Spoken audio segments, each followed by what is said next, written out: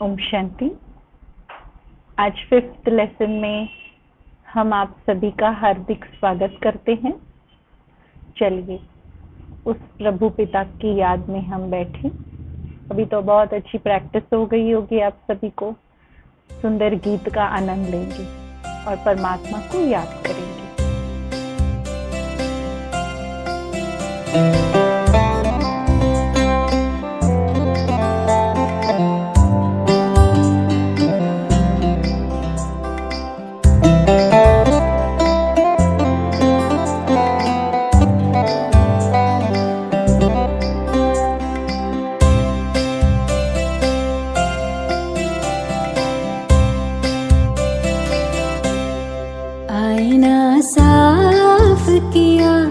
साफ नजर में आया, आईना साफ किया, साफ नजर में आया।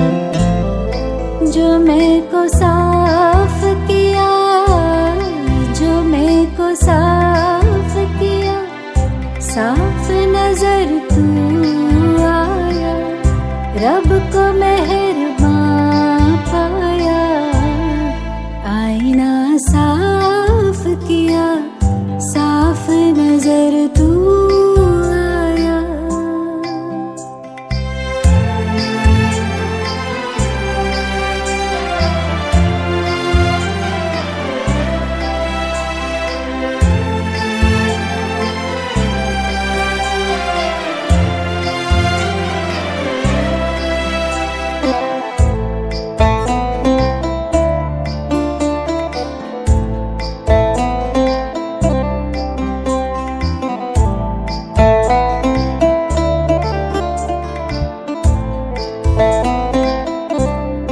ये मैं मेरा ही मुझको तुझसे दूर किए था। ये मैं मेरा ही मुझको तुझसे दूर किए था। जाने गुरूर था क्यों मुझको जो मगरूर किए था। जाने गुरूर था क्यों मुझको जो मगरूर किए था। निगाह पर डाटा, रब को निगहबान पाया। निगाह पर डाटा, रब को निगहबान पाया। आईना साफ किया, साफ नजर में आया।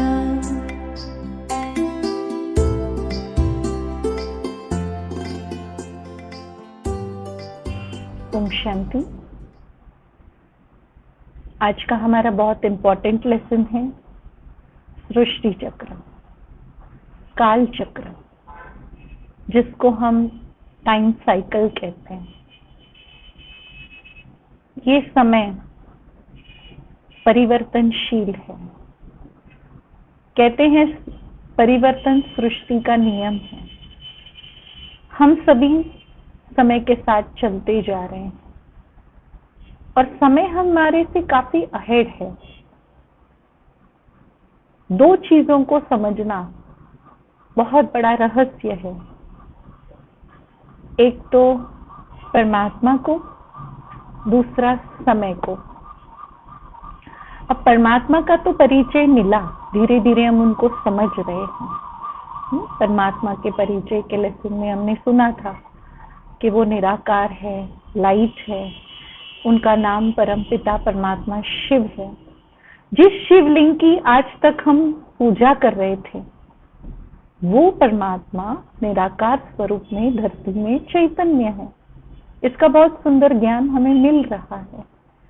राजा विक्रमादित्य जो निमित्त बने भारत में पहला मंदिर बनाने के लिए, उनको जब लाइट का साक्षात्कार हुआ था तो उस लाइट की स्मृति में उन्होंने शिवलिंग की स्थापना की और भारत में बहुत बड़ा सोमनाथ का मंदिर बना, सोने हीरे के लिंग का। भारत के इतिहास में बताते हैं कि मोहम्मद गजनवी ने उसको 17 बार लूटा।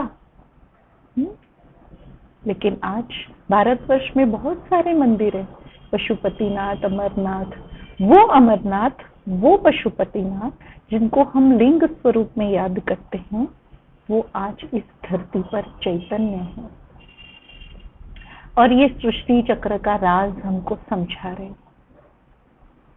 जिसको हम समय का चक्र कहते हैं। चक्र माना जो नित्य चलता ही रहता हो, जिसका न कोई आदि हो न कोई अंत हो, जो नित्य चलता ही रहता है, उसको चक्र कहा जाता है। ये टाइम साइकिल, इसको आज बहुत अच्छी तरह से हम स्टडी करेंगे। कल के लेसन में आपको बताया था कि जब हम स्व का दर्शन इस चक्र में करते हैं तो हमारे विचारों में पवित्रता आ जाती है। तो ऐसे ही आज जैसे जैसे हम इस साइकिल को समझते जाएंगे, हम ये सारा चक्कर लगाते जाएंगे, तो हमारे विचारों का प्यूरिफिकेशन होता जाएगा। दुनिया में अलग अलग प्रकार के चक्र हैं, जैसे ऋतुओं का चक्र। आज 4 ऋतु गाए जाते, बदलते जाते, सीजन्स बदलते जाते, कभी गर्मी आती है, ठंडी आती है, बारिश आती है, स्प्रिंग ऑटम आता है। तो ऋतु का चक्र है जो बदलता जाता है, और फिर ठंडी होती है, फिर बारिश होती है, फिर गर्मी होती है, फिर ठंडी होती है, फिर बारिश होती है, गर्मी होती है। तो ये चक्र चलता ही रहता है। दिन और रात का चक्र है, सुबह होती है, दोपहर होती है, शाम होती है, रात होती है, फिर सुबह होती है। तो ये चक्र भी चलता ही रहता है, दिन और रात का चक्र। वैसे ही जीवन चक्र है। आत्मा गर्भ में जाती है, बच्चा होता है, फिर युवा, गृहस्थ, वृद्ध, फिर शरीर छोड़ देता है, फिर आत्मा गर्भ में जाती है। तो ये लाइफ साइकिल भी हमारा चल ही रहा है, कंटिन्यू। वैसे ही जो है जल का चक्र भी है। बारिश आती है, नदी सागर में पड़ती है, भाप बनता है, फिर इवोपरेट होके बादल बनता है, फिर बादल बरसते हैं। तो ये वाटर साइकिल भी है, जल चक्र भी तो चल रहा है। उसी प्रकार ये समय का चक्र, टाइम साइकिल, इसको समझना बहुत जरूरी है। वर्तमान समय ये हमें क्या सिखा रहा है? कहते हैं समय सबसे बड़ा शिक्षक है। कहते हैं समय एक बहुत बड़ा हीलर भी है। समय अनुसार सब ठीक हो जाएगा, समय पर करो तो सक्सेस हमारे हाथ में। ऐसे समय के बारे में बहुत सारी कहावतें हम सुनते आए। कहते हैं if you don't go according to the time, time will kill you, और time will force you to do. तो ऐसे टाइम के बारे में हम बहुत सारी बातें सुनते हैं। परमात्मा भी हमें समय की चेतावनी दे रहे। परमात्मा कहते हैं जो मनुष्य समय पर कार्य करते हैं, समय से पहले करते हैं, वो जीवन में सफलता प्राप्त करते हैं। हमें भी भगवान ये सृष्टि के समय का ज्ञान अवगत करा रहे। ये एक ऐसा समय है कलयुग के अंत का, जो एक नई शुरुआत की ओर हमें ले जा रहा है, जहां से हम अपनी जीवन की एक नए युग की शुरुआत में, न्यू एरा के बारे में बाइबल में भी वर्णन है, नई दुनिया के बारे में शास्त्रों में भी वर्णन है। परमात्मा वही नई दुनिया का ज्ञान देने इस धरती पर आया। वही समय जो अब आने वाला है, उसी के बारे में हमें चेतावनी देने आया, हमें सतर्क करा रहा है कि बच्चे अब चलो, उस नई दुनिया में चलना है। बहुत सुंदर दुनिया तुम्हारे लिए तैयार करना। अब कौन सी दुनिया है, क्या क्या आगे समय हमें दिखला रहा है, और क्या क्या समय बीत चुका है, आज हम थोड़ा सा टाइम साइकिल को स्टडी करेंगे। स्वस्तिका बताई जाती है। स्वस्तिका को शुभ माना जाता है। जो सृष्टि चक्र का चित्र आपने स्टार्टिंग में देखा, उसमें स्वस्तिक बनाए गए। स्वस्तिक माना शुभ, स्वस्तिक, सु अस्ति, सु माना शुभ। तो शुभ अस्थि, अस्थि माना विद्यमान है चीज वस्तु। तो स्वस्तिक, स्वस्तिक को शुभ माना जाता है। आज कोई भी शुभ कार्य करना हो तो स्वस्तिक बनाते, घर प्रवेश करना हो तो स्वस्तिक बनाते। हिटलर के जमाने में हिटलर भी स्वस्तिक बनाया करता था, पर उल्टा स्वस्तिक होता था, वो उसी को सीधा समझता था और इसलिए सारे विपरीत कार्य करता था। हिंदू धर्म में स्वस्तिक का बड़ा महत्व है। परमात्मा भी ये सृष्टि चक्र में हमें स्वस्तिका का राज समझा रहे हैं। ये पूरा सृष्टि चक्र है जिसमें 4 युग, सतयुग, त्रेता, द्वापर, कलयुग, और कलयुग के अंत में ये संगम युग। ये 4 युगों की पहचान परमात्मा ने बहुत सुंदर दी है, जिसको हम सृष्टि का चक्र, स्व का दर्शन, कैसे हम सबसे पहले सतयुग में थे, फिर कैसे हम त्रेता में आए, द्वापर में आए, कलयुग में आए, और अब संगम युग पर हम खड़े हैं। तो ये काल चक्र को हम आज समझने की कोशिश करेंगे। सृष्टि चक्र के पहले पार्ट में स्वस्तिका को राइट हैंड साइड में बताया गया है। आज राइट हैंड अच्छे सत्य कर्म की निशानी, राइट हैंड राइट कर्म कराता है, राइट हैंड एक सपोर्ट की निशानी, राइट हैंड स्ट्रॉन्ग की निशानी। स्वस्तिका को राइट हैंड साइड में बताया है कि इस युग में जो भी लोग थे वो प्योर थे और सही कर्म करने वाले थे। बाइबल में जेनेसिस चैप्टर 1 में लिखा है कि God made man in his own image, परमात्मा ने मनुष्य को अपने स्वरूप में रचा। तो कौन सा युग है? आज के युग में हमें कोई परमात्मा के स्वरूप के मनुष्य तो नहीं दिखाई देते। तो कौन सा युग था जहां मनुष्य परमात्मा के स्वरूप में थे? तो ये गोल्डन एज का समय था जहां पर परमात्मा के स्वरूप के मनुष्य थे, जहां 16 कला संपूर्ण थे, संपूर्ण निर्विकारी थे, प्यूरिटी में थे। आज इसको गोल्डन एज कहा जाता है, जहां मनुष्य की ऐसी गोल्ड स्टेज थी जिसको सूर्यवंशी कुल, सूर्य से ज्यादा तेजोमय कोई भी शक्ति नहीं है, ऐसे मनुष्य आत्माएं इतनी सूर्य जैसी तेजोमान, माना इतनी वाइसलेस, निर्विकारी, प्योर थी इस गोल्डन एज में।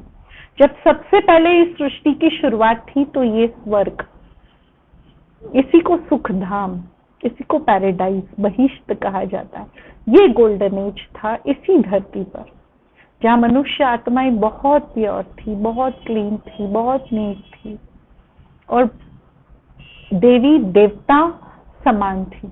इसलिए ये मनुष्य आत्माएं जो सतयुग में थी, इनको देवी देवता कहा जाता था। 1250 वर्ष का ये युग, हर युग बराबर बराबर हिस्सों से विभाजित किए गए और ये पूरा साइकिल जो है 5000 इयर्स का है। सबसे पहला पार्ट सतयुग 1250 वर्ष का। जैसे ही 1250 वर्ष कंप्लीट हो जाते हैं तो त्रेता युग की शुरुआत होती है, जिसको सिल्वर एज कहा जाता है, जहां पर 2 कला कम हो जाती है। सतयुग में सभी देवी देवताओं को 16 कला संपूर्ण कहते हैं। 16 अक्षर ये परफेक्शन का है, जैसे हम 16 श्रृंगार कहते हैं, हम कहते हैं 16 यानी सच्ची बात। चंद्रमा भी जब पूर्णमासी का चंद्रमा होता है तो कहते हैं 16 कला संपूर्ण चांद। तो 16 फिगर परफेक्शन का है। तो सतयुग में जो मनुष्य आत्माएं थी वो 16 कला संपूर्ण थी, परफेक्ट थी। त्रेता युग में आते 2 कला कम हो जाती और 14 कला हो जाती, थोड़ा सा फ्रैक्शन सुख कम हो जाता। फिर भी दुख का नामो निशान नहीं होता, पर फिर भी प्यूरिटी रहती है। इसको त्रेता युग, सिल्वर एज कहा जाता है।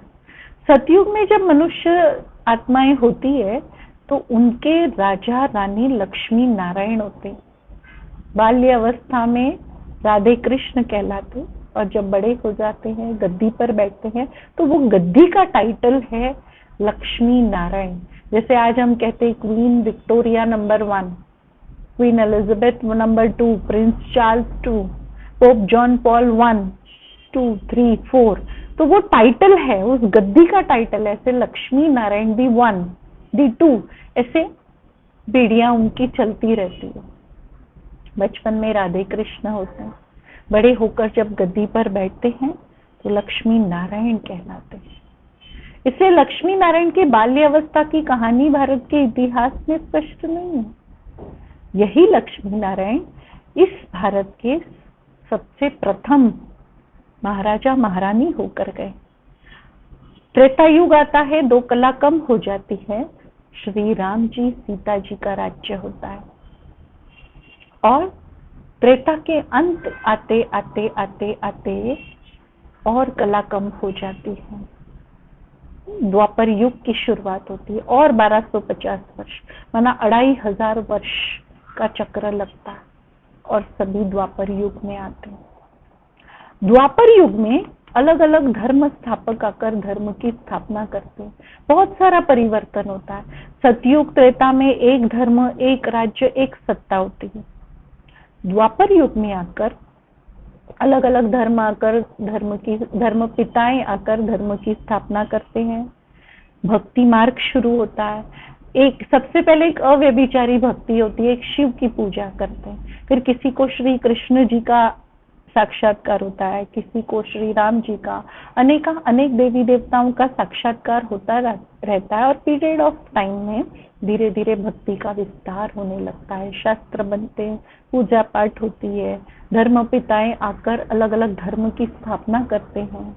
ऐसे द्वापर युग का समय बीतता जाता है और फिर द्वापर युग में केवल 8 कलाएं बचती हैं। वही जो 16 कला संपूर्ण थे वो त्रेता में आए, 2 कला कम हो गई, द्वापर में केवल 8 कला बची। सतयुग में पॉपुलेशन 9 लाख होता है स्टार्टिंग में, एंड होते होते होते 2 करोड़ हो जाते हैं। ये सारे 2 करोड़ लोग त्रेता युग में ही ट्रांसफर होते हैं और त्रेता युग के अंत तक 33 करोड़ आत्मा हो जाती है। सतयुग त्रेता में जो भी मनुष्य आत्माएं होते हैं, चाहे राजा चाहे प्रजा, सब देवता कहलाते हैं क्योंकि उनमें प्यूरिटी होती है। इसीलिए भारत में 33 कोटि देवताओं का गायन है। गांव गांव गली गली में हम देखते हैं देवी देवता अलग है। एक गांव की कुल देवी अलग, 2-3 किलोमीटर दूर जाएंगे फिर दूसरा गांव, उधर की देवी अलग।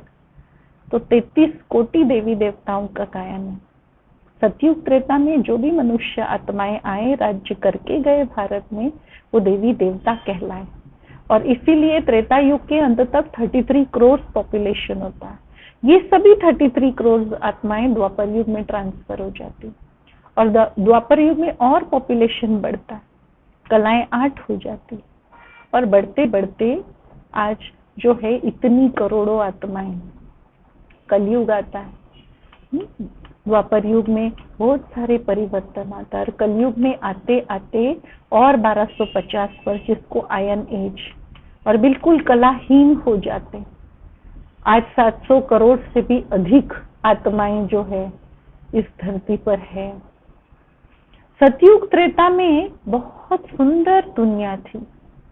कहते हैं जिस दुनिया में देवताएं रहते थे वहां वनस्पतियां अपने आप उगती थी, वहां प्रकृति बहुत सुंदर थी, हमेशा बाहरी मौसम रहता था, पंछी, फूल, पेड़ पौधे बहुत सुंदर हुआ करते थे। पानी में जैसे अतर छिड़का हो, इतना सुगंधित। भोजन 56 प्रकार के भोजन, घी दूध की नदियां बहती थी, शेर बकरी इकट्ठा पानी पीते थे। तो इतनी सुंदर दुनिया का वर्णन हम सुनते आए हैं। ये दुनिया जहां प्राकृतिक सुंदरता, आज धरती को हम देखते हैं 22.5 एक्सिस में है और अपने रोटेशन में भी है, अपने एक्सिस में भी घूमती है, सूर्य के भी गोल गोल घूमती रहती है। जब समय नजदीक आता जाता है कलयुग का, विनाश का समय, तो धीरे धीरे आज हम देखते हैं 1.2% से ग्रेविटेशनल पावर कम होता जा रहा है। आज ग्रीन हाउस इफेक्ट हो रहा है, ग्लोबल वार्मिंग का हम सुनते हैं। तो धीरे धीरे ये सब कुछ प्रकृति में बहुत सारा चेंज हो रहा है। आज 22.5 एक्सिस में धीरे धीरे धीरे वो 23 एक्सिस में हो जाएगी। और जब धरती स्ट्रेट हो जाएगी थोड़ी सी, तो नेचुरल है कि वो अपने एक्सिस में है और पृथ्वी के गोल गोल घूम रही है, तो सूर्य की किरणें अलग दिशा में पड़ेगी, तो वो आर्टिक एंटार्क्टिक आइलैंड्स का पानी पिघलकर आसपास जो है सारा जलमय हो जाएगा। त्रेता तक ये धरती ऐसे ही रहती है और त्रेता के बाद फिर से टिल्टेड हो जाती है। सृष्टि परिवर्तन की प्रक्रिया में, ज्योग्राफी में, साइंस में हम बहुत सारी बातें सुनते आए हैं, स्टडी करते आए, लेकिन ये परिवर्तन के कारण वहां बहुत सुंदर बाहरी मौसम होगा, प्रकृति इतनी सुंदर होगी, सोने हीरे के महल होंगे, धरती इतनी उपजाऊ होगी, और यूज होते होते होते होते थोड़ी सी दिशा बदलते फिर द्वापर युग से जो वर्तमान समय हम देख रहे, ऐसी प्रकृति धीरे धीरे होती जाएगी। और कलयुग में आते आते जैसे मनुष्य आत्माएं परिवर्तन हो जाते हैं, वैसे प्रकृति में भी बहुत गहरा परिवर्तन आता है। कलयुग में आते आते कलाहीन हो जाते। जब ऐसे काल रात्रि का समय आता है और ये वातावरण होता है, तो परमात्मा को आना पड़ता है इस धरती पे। जब से परमात्मा का इस अवतरण इस धरती पे हुआ है, उसको संगम युग कहा जाता है। कलयुग के थोड़े से वर्ष और सतयुग के वर्ष, ये दोनों को मिला के संगम युग, और ये ट्रांसफॉर्मेशन का पीरियड है, ये परिवर्तन का पीरियड है, जहां मनुष्य आत्माएं अपने आप को बदलते हैं, चेंज करते हैं।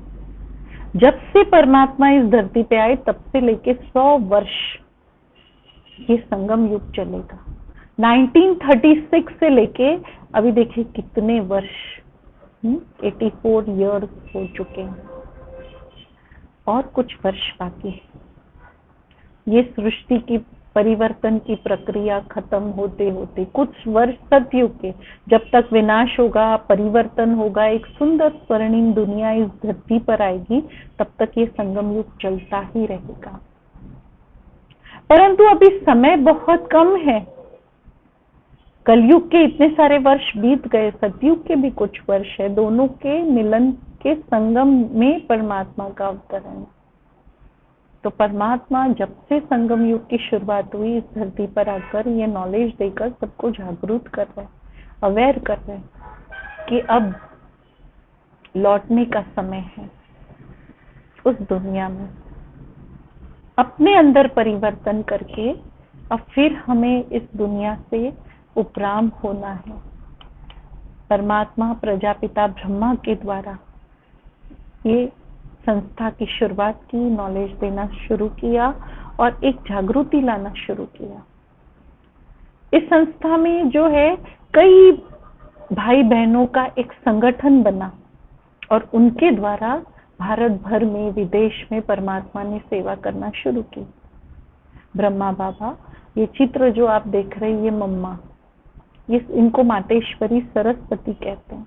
बहुत अच्छी तरह से परमात्मा से नॉलेज लेकर अपने आप को इतना केपेबल बनाया और फिर ये शरीर छोड़ दिए बहुत कम उम्र में अपना नेक्स्ट पार्ट प्ले करने। पर जब तक थे तो इन्होंने बच्चों को बहुत अच्छा गाइड किया, सभी को ब्रह्मा बाबा के साथ रहकर, सभी को बहुत अच्छी नॉलेज देकर, मेडिटेशन का एक्सपीरियंस सुनाकर सबके अंदर पावर भरी। तो ये संगम युग में परमात्मा ऐसी श्रेष्ठ आत्माओं के द्वारा, प्रजापिता ब्रह्मा, मम्मा और अनेक तपस्वियों के द्वारा ये संस्था की शुरुआत की, ताकि जन जन का कल्याण हो। अनेक आत्माओं के अंदर ये जागृति आए कि अभी हमें ये परिवर्तन करना है। आज के वर्तमान समय में लोग ये बिलीव ही नहीं कर पाते हैं कि हम कलयुग के अंत में खड़े हैं। लोगों को ये पता ही नहीं चलता है कि सचमुच कलयुग चल रहा है। लोग सोचते हैं कि नहीं, अभी परिवर्तन में तो बहुत समय बाकी है, परिवर्तन कैसे होगा। लेकिन अभी और क्या परिवर्तन होना बाकी है। ये जो अभी कोविड-19 का समय चल रहा है, यही हमको चेतावनी दे रहा है कि अभी हम अंत की ओर आ रहे हैं। ये समय सुधरने वाला नहीं है, हमें अपने आप को सुधारना है। टाइम तो और हमें कुछ न कुछ परीक्षाएं देगा। पुरातन काल में लोग कहते थे कि जब अनाज पुड़ियों में बिकेगा, जब कन्या अपना वर खुद चुनेगी, जब गाय विष्ठा खाएगी, जब आसमान से जहर निकलेगा, जब मनुष्य मनुष्य को खाएगा, समझ लेना विनाश का दिन है। तो पुराने जमाने में लोग जब ये सारी बातें पढ़ते थे तो हंसते थे, ऐसे कैसे हो सकता है, ये सत्य कैसे हो सकता है। लेकिन आज तो हम ये सारा प्रैक्टिकल में देख रहे हैं। अनाज पुड़ियों में बिकेगा तो लोग हंसते थे पुरातन काल में, अनाज कैसे पुड़ियों में बिक सकता है। भारत में गरीब से गरीब घर में भी अनाज की कोठियां भरी हुई होती थी। किसान हुआ करते थे, और किसान न भी हो तो भी अनाज भरपूर हुआ करता था। एक कोठी स्पेशल हुआ करती थी भारत में।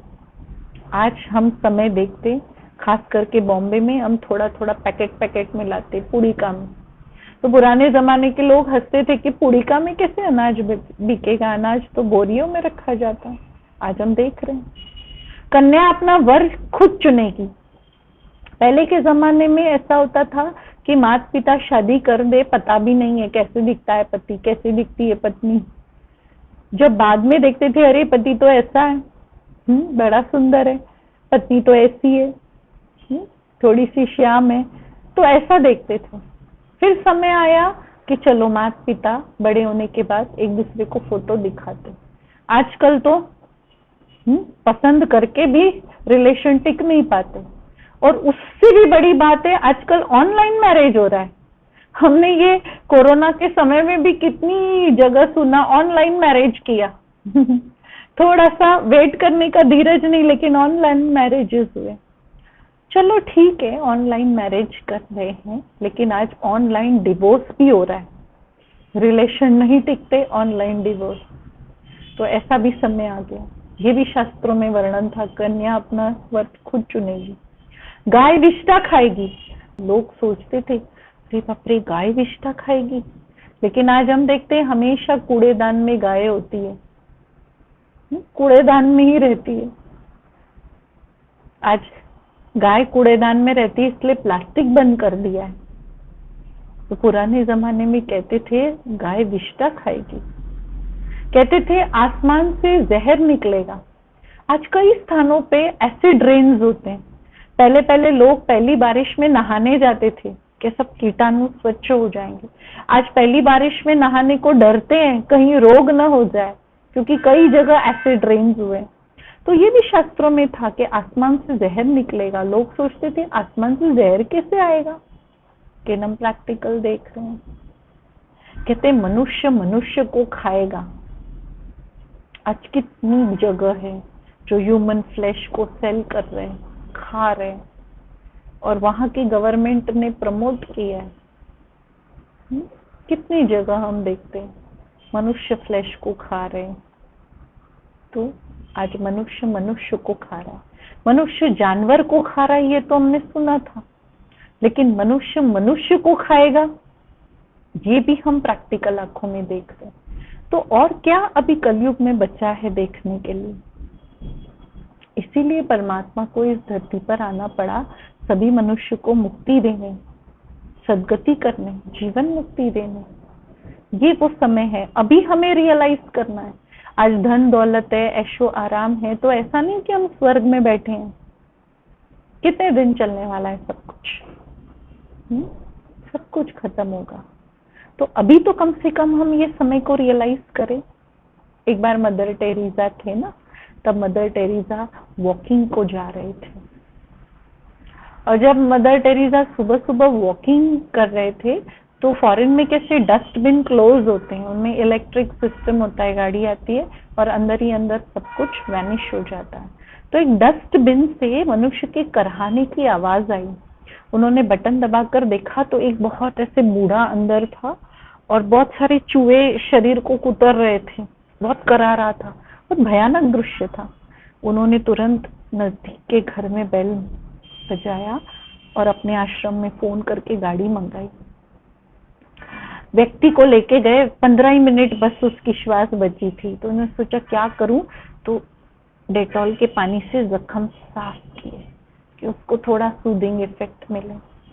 उस व्यक्ति ने शरीर छोड़ते हुए बताया, बहुत बड़ा इंडस्ट्रियलिस्ट था, लेकिन उसको रोग हो गया, तो बच्चे ने कचरे के डब्बे में डाल दिया ताकि वो उधर ही मर जाए, इलेक्ट्रिक में वैनिश हो जाए।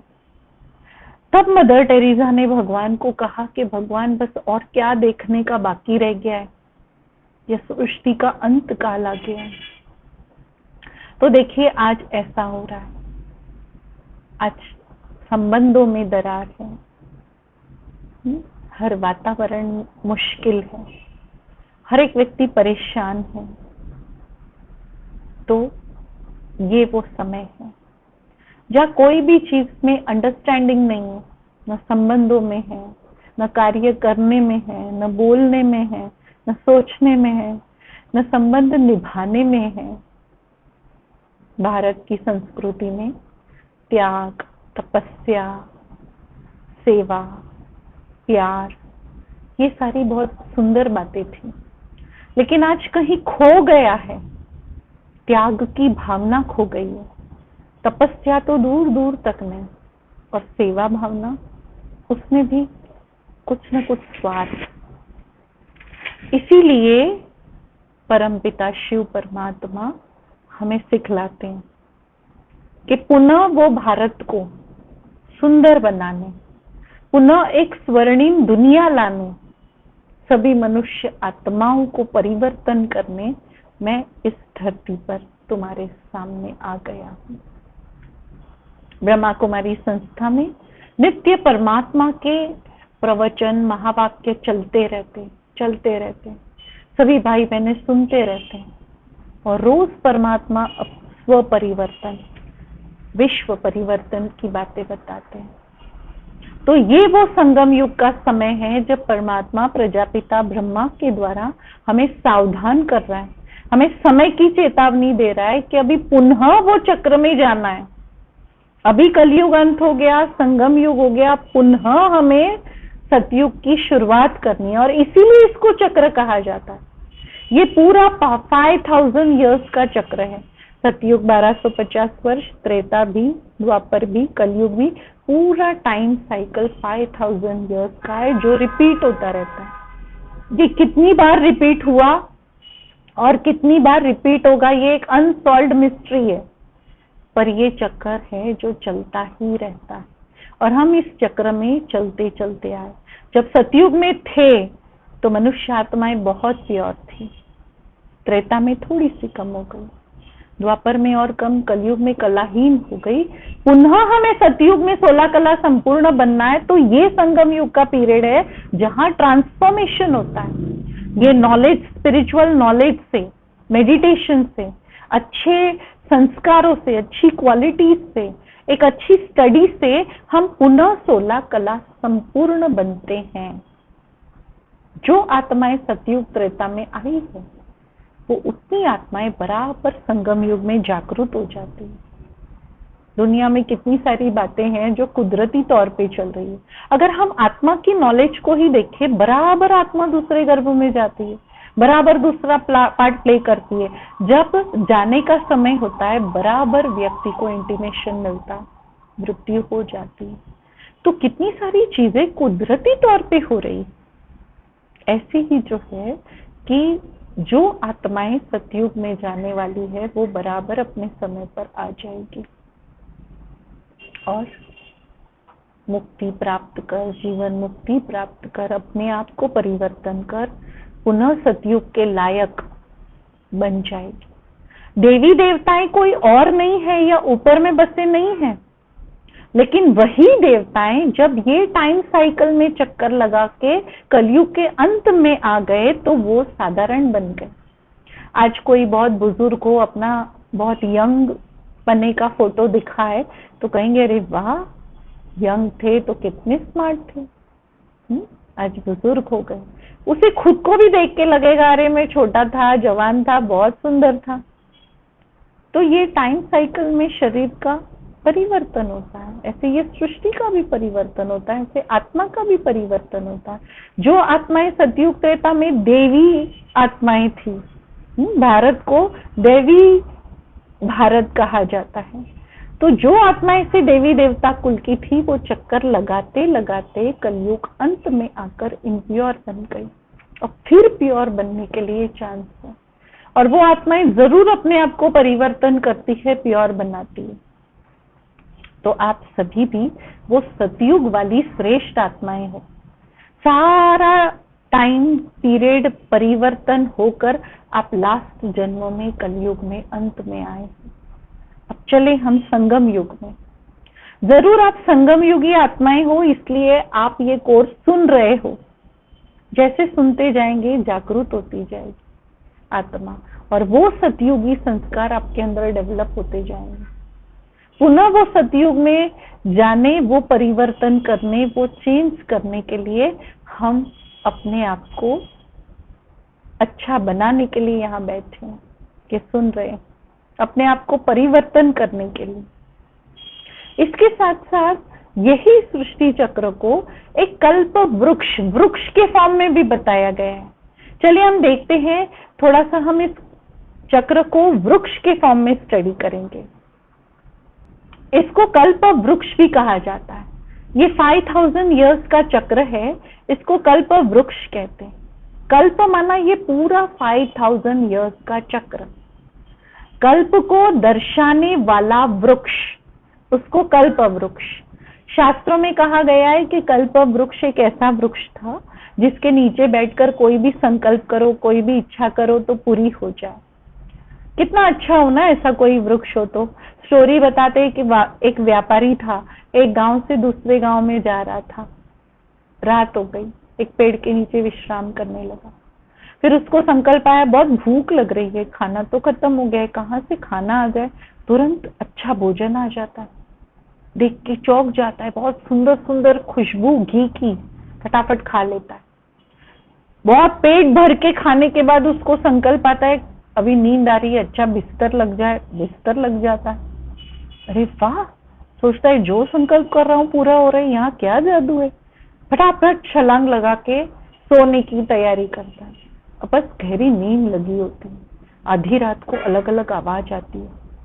संकल्प आता है नींद में से उठकर, कहीं यहाँ जानवर आ जाए, शेर आ जाए, मुझे खा जाए तो। तुरंत शेर आता है, उसको खा जाता है, खत्म। ऐसी कहानी बताई शास्त्रों में। कहानी ये नहीं बताई है कि कल्प वृक्ष के नीचे वो बैठा था और जो जो इच्छा कर रहा था पूरी हो रही थी। कहानी का तात्पर्य ये था कि मनुष्य को कुछ ना कुछ अच्छा मिलता है ना, तो भी डर रहता है कि कहीं ये ना हो जाए, कहीं वो ना हो जाए, कहीं वो ना हो जाए। ये निष्कर्ष था कि कहीं खो न दूं मैं। हम क्यों ना अच्छा मेंटेन करने की कोशिश करें ना, खोने का क्यों डर रहता है। अच्छा और आगे बढ़ने की कोशिश करें और बढ़ाने की कोशिश करें। चाहे संबंध हो तो भी टूटने का डर होता है, क्यों ना हम उसको और स्ट्रांग बनाएं। कोई चीज वस्तु है तो वो कहीं गिर न जाए, टूट न जाए, खो न जाए, क्यों ना हम उसको संभालना सीखें। क्यों ना हम ऐसे संकल्प करें। तो कल्प वृक्ष हमको ये बताता है, ये हमारे संकल्प पूरे होते हैं। बाकी ऐसा कोई इच्छा वाला वृक्ष नहीं है। ऐसा होता तो कितना अच्छा होता, हम सभी जाके बैठ जाते उस झाड़ के नीचे और संकल्प करते और फटाफट पूरे हो जाते। तो इतनी मेहनत ही क्यों। कितनी मेहनत करें हम जिंदगी में, तो इतनी मेहनत क्यों। परंतु ऐसा कोई जादुई वृक्ष तो है नहीं ना। इस कल्प वृक्ष को उल्टा वृक्ष भी कहते हैं। गीता के 15वें अध्याय का सबसे पहला श्लोक है कि ये सृष्टि उल्टे वृक्ष के समान है और मैं इसका बीज रूप हूं। मैं इसका बीज रूप, परमात्मा इसका बीज रूप। इसको उल्टा वृक्ष क्यों कहते हैं? क्योंकि इसका बीज ऊपर में है। ये टाइम साइकिल को वृक्ष के फॉर्म में बताया गया है, इसलिए ये संगम युग जड़ों में बताया है कि ये जड़ है, यहाँ पर परमात्मा आए हैं। ये संगम युग के समय। यहाँ नीचे जो है वो कलयुग बताया गया है, ऊपर संगम युग बताया है, उसके ऊपर सतयुग बताया। माना सतयुग और कलयुग के बीच का ये संगम युग जड़ों में बताया है। शास्त्रों में और एक बात है कि देवताओं ने जड़ों में बैठ के तपस्या की। अब देवताओं ने कौन सी जड़ों में बैठ के तपस्या की होगी, कभी हमने सोचा? जड़ माना ये समय संगम युग का, यहां बैठ के तपस्या की और देवता समान बने। यहाँ पे गोल्डन कल्प वृक्ष में संगम युग के बाद गोल्डन एज बताए, वही टाइम साइकिल का समय उसको वृक्ष के फॉर्म में बताए कि ये गोल्डन एज सतयुग होगा, फिर ये सिल्वर एज त्रेता युग, जड़ के बाद ऊपर ऊपर वृक्ष में बताया गया जहाँ राम सीता जी का राज्य होगा, जो जिसको सेमी स्वर्ग कहेंगे। फिर बताया है इस वृक्ष को इतना घना बताया, वृक्ष मनुष्य आत्माओं से बताते। फिर एक एक धर्म पिताएं आकर अपने धर्म की स्थापना की, एक एक तालियां बताइए। सबसे पहले आज से 2500 वर्ष पहले इब्राहिम जी आए और इस्लाम धर्म की स्थापना की। आज से लगभग 2250 वर्ष पहले गौतम बुद्ध आए और बुद्ध धर्म की स्थापना की। जैसे जैसे धर्म पिता आते जाते हैं, उनके प्रवचन से उस कुल की वृद्धि होने लगती है और वो अपने धर्म की स्थापना कर अपने धर्म वाली आत्माओं की संख्या बढ़ाते जाते हैं। इसलिए पत्ते बताए गए हैं, जैसे धर्म पिताएं आए पत्ते बढ़ते गए। आज से लगभग 2000 वर्ष पहले क्राइस्ट आए, कृष्ण धर्म की स्थापना हुई। आज से लगभग 1500 वर्ष पहले शंकराचार्य जी आए और संन्यास धर्म की स्थापना हुई। आज से लगभग 1400 वर्ष पहले मोहम्मद जी आए और मुस्लिम धर्म की स्थापना हुई। आज से लगभग 500 वर्ष पहले इसी कलयुग में गुरु नानक जी आए और सिख धर्म की स्थापना हुई। तो इस प्रकार जो है अनेक धर्म पिताओं के द्वारा धर्म की स्थापना हुई।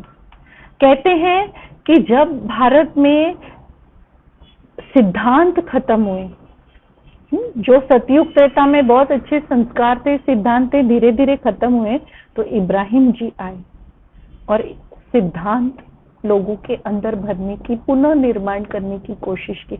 इसलिए हम देखते हैं ना कि कुरान में बहुत सुंदर सुंदर सिद्धांत बताए, नियम बताए हैं। हमारे मुस्लिम भाई भी है, वो 5 बार नमाज पढ़ते हैं, कुछ कुछ नियम में बड़े पक्के हैं, तो सिद्धांत तो सुंदर लिखे हुए हैं। कहते हैं कि जब दुनिया में दया करुणा खत्म हुई तो गौतम बुद्ध आए और दया का संदेश दिया, करुणा का संदेश दिया। कहते हैं जब प्यार खत्म हो गया, शांति खत्म हो गई, तो जीसस क्राइस्ट आए, उन्होंने लव एंड पीस का संदेश दिया। तो समय अनुसार जैसे परिवर्तन होता गया, अनेक धर्म पिताएं आए और उन्होंने बहुत अच्छी वैल्यूज, जब परमात्मा को ढूंढने लगे इधर उधर, तब गुरु नानक जी आए और परमात्मा की सुंदर महिमा बताई, बहुत प्यार सिखाया। और जब अति कलयुग अंत में जब बहुत ज्यादा अपवित्रता बढ़ गई, इतने सारे वायरस बढ़ गए, मनुष्य के मन में भी वायरस भर गए, तो ये अपवित्रता को खत्म करने के लिए परमपिता परमात्मा इस धरती पर आए और प्यूरिटी का संदेश दिया, जो कल हमने देखा, purity of thoughts, words, action and life. ऐसे में परमात्मा ने आकर हमें जीवन मुक्ति का संदेश दिया। आज जीवन बंद है, हर प्रकार में मनुष्य अपने आप को बंधन महसूस करता है। एक छोटा बच्चा है ना, तो भी उसको हर चीज बंधन लगता है, चाहे पढ़ाई का बंधन हो, चाहे माता पिता की शिक्षाओं का बंधन हो, तो हर चीज में आज बंधन है। परमात्मा ने आकर हमारे जीवन को मुक्ति दिया। लोग सोचते हैं कि मुक्ति मिलेगी, जीवन मुक्ति मिलेगी, मोक्ष मिलेगा, ऊपर ही चले जाए, पर मोक्ष नहीं होता। मनुष्य जन्म मरण के चक्र में आता है, एक समय आता है हम सभी मनुष्य आत्मा यहाँ से जाते, और वो समय जाने का बहुत नजदीक आ चुका है। परमात्मा हमको लेने आए हैं। ऐसे ही जो है ये समस्त विश्व की आत्माएं हैं, और थोड़ी सी आत्माएं हैं जो भगवान से प्रीत बुद्धि, परमात्मा को याद करती है, वो है सच्चे पांडव। तो हमें देखना है कि हम प्रीत बुद्धि हैं। कहते हैं पांडव, कौरव, यादव, कहते यादवों के पेट से मुसल निकले। अब पेट से मुसल निकलने की बात नहीं है, आज जो इतने न्यूक्लियर बॉम्ब्स बन रहे हैं, जो इतने डिफेंस का सामान चल रहा है, बन रहा है, ये यादव बना रहे हैं। तो पांडव, कौरव, यादव क्या करत भई, ये शास्त्रों में कहा गया है। तो सारे विपरीत मनुष्य जिनकी प्रीत परमात्मा से नहीं है, अंतकाल की ओर जा रहे। और हम सभी मनुष्य जो प्रीत बुद्धि है, जो सच्चे पांडव है, जो भगवान को सच्चे दिल से यथार्थ रूप से याद करते हैं, वो मुक्ति, जीवन मुक्ति प्राप्त करेंगे।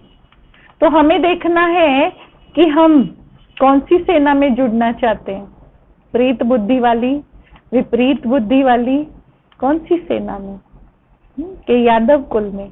आप सोचिए कि आपको कौन सी सेना में जाना है। और अगर हमें सच्चा पांडव बनना है तो बस मन से हम परमात्मा को याद करें। और ये टाइम हमको ये सिखाता है कि अभी हमारे पास कुछ समय मिला है, तो हम अपने आप को देखें, अपने आप को ट्रांसफॉर्म करें, परिवर्तन करें। ये समय मिला है इस काल चक्र में पुनः फर्स्ट जन्म में जाने के लिए तैयारी करने का, पुनः वो दैवी संस्कार, दैवी गुण, वो क्वालिटीज अपने अंदर लाने का। और सबसे अच्छी बात ये टाइम साइकिल में हमें पता चला कि हम ही ओरिजिनल वो देवी कुल की आत्माएं हैं, जो जन्म मरण के चक्र में आकर आज कलयुग अंत में साधारण मनुष्य बन गए। अब पुनः इस संगम युग में आकर इस परमात्मा के नॉलेज को लेकर हम फिर से अपने अंदर वो संस्कार जागृत कर सतयुग में जाने की तैयारी करें। तो चलिए हम सभी उस परमात्मा को याद कर अपने अंदर वो ट्रांसफॉर्मेशन लाने के लिए शक्ति ले चले। हम इस दुनिया से ऊपर चले, उनके पास चले, परम पिता परमात्मा के पास, इस भौतिक आवास की दुनिया से परे। वो परमात्मा मुझे बुला रहा है। आओ बच्चे, प्यारे बच्चे आओ, मैं तुम्हारा इंतजार कर रहा हूं, आओ।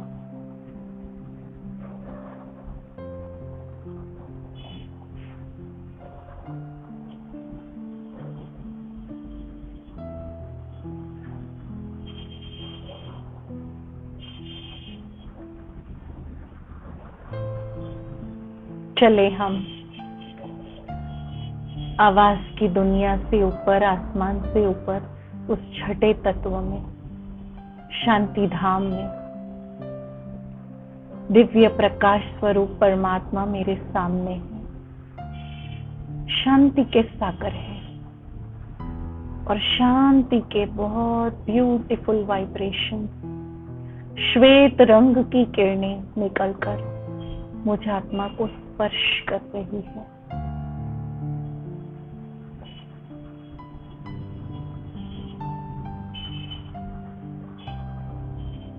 प्योर वाइब्रेशन आत्मा को शांत कर रहे हैं। ऐसी अद्भुत शांति जिसने मेरे स्वमान को जागृत कर दिया, चित्त को शांत कर दिया, भागते दौड़ते संकल्पों को एकाग्र कर दिया। इस एकांतमय दुनिया में, प्रकाशमय दुनिया में, परम पिता परमात्मा के सानिध्य में मैं शांत स्वरूप आत्मा बैठी हूं। उनके शांति के प्रकंपन अंतर्मन की सभी प्रकार की अशांति, भय को समाप्त करती जा रही है। आत्मा में रूहानी बल भर रहा है। शांति से आत्मा चार्ज होती जा रही है। शांति में ही शक्ति समाई है। श्वेत रंग की किरण से आत्मा भी ब्राइट हो गई। अब धीरे धीरे नीचे उतरते उतरते पुनः अपने शरीर में भ्रुकुटी के मध्य में आ गई।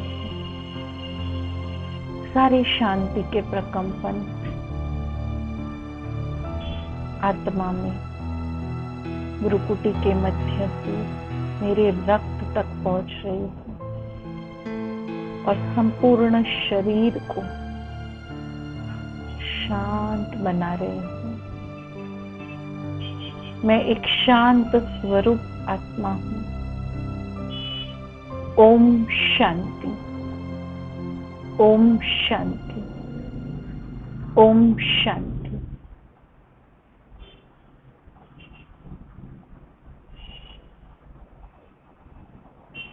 ओम शांति। आज हमने ये समय के चक्र को देखा। कल हमारा बहुत ब्यूटीफुल लेसन है, लॉ ऑफ कर्मा। तो कल भी समय पर आप सभी हाजिर हो जाएंगे। अब चलिए 2 मिनट एक सुंदर गीत का आनंद लेते हैं। इसी साइलेंस की अवस्था में रहकर इस गीत का सभी आनंद लें।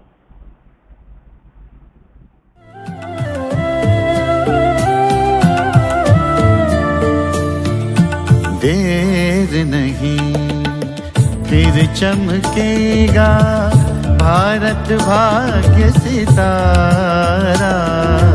देर नहीं फिर चमकेगा भारत भाग्य सितारा। सारी दुनिया देखेगी, सारी दुनिया देखेगी उज्ज्वल भारत प्यारा।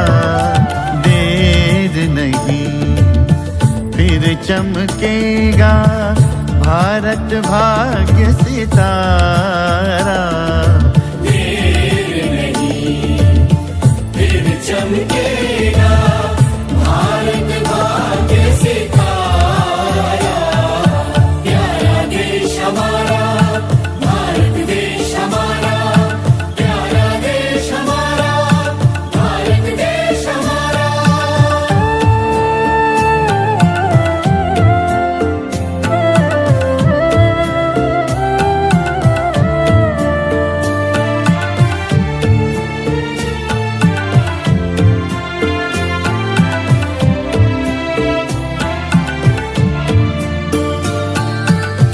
अपना भारत होने वाला फिर जग का सिरताज। वसुंधरा पर अखंड भारत का अनंत साम्राज्य। स्वर्णिम राम राज्य। साथ हमारे कहते सितारे, साथ हमारे कहते सितारे, कहता चंदा प्यारा। देर नहीं फिर चमकेगा भारत भाग्य सितारा। देर नहीं फिर चमकेगा भारत भाग्य सितारा।